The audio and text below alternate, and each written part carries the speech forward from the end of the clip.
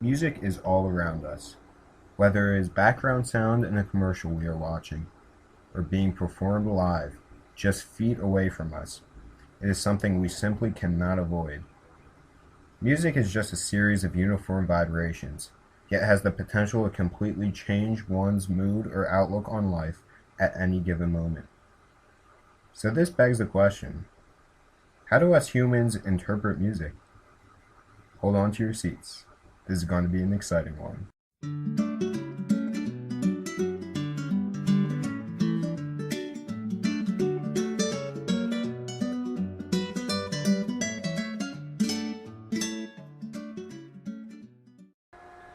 First things first, let's talk about how a sound wave is generated from an instrument.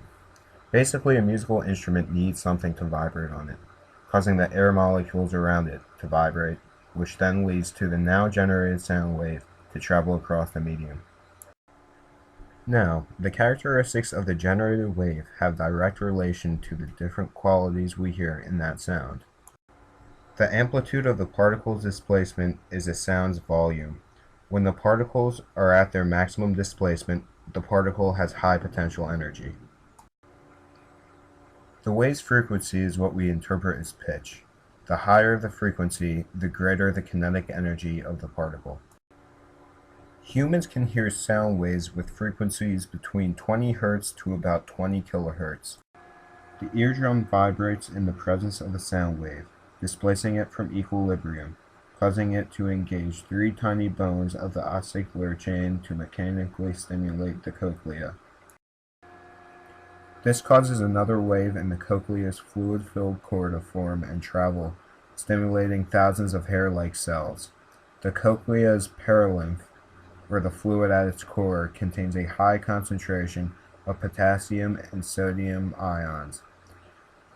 Potassium acts as the cation, and sodium acts as an anion, causing an electric potential of about 80 millivolts.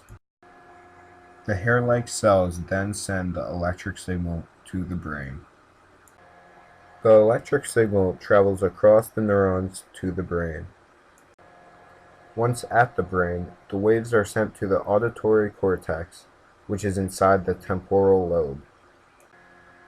The auditory cortex then interacts with the amygdala to form emotional reactions. The brain will release certain chemicals for certain emotions. Music that we interpret as happy releases mainly endorphins, dopamine, serotonin, and oxytocin. These are all relatively large molecules, as most neurotransmitters are. These are all receptors that go to other sections of the brain and modify their behavior accordingly. If these receptors are released in such large quantities that the body isn't used to when just listening to music, the person can feel chills, which is just different parts of the body reacting differently to the chemicals. On the contrary, sadness is exhibited when the brain does not produce an adequate amount of endorphins, dopamine, serotonin, and oxytocin. There isn't really a chemical that is produced to feel sadness, aside from melatonin, to an extent, but that makes the person exhibit tiredness more so than sadness. Sad music makes the brain slow production of these receptors. This causes a lack of them in the rest of the brain, causing those sections of the brain to have varied behavior. So this is how music, or just glorified vibrations, can have such a huge impact on us human beings mentally and emotionally. Thank you for watching.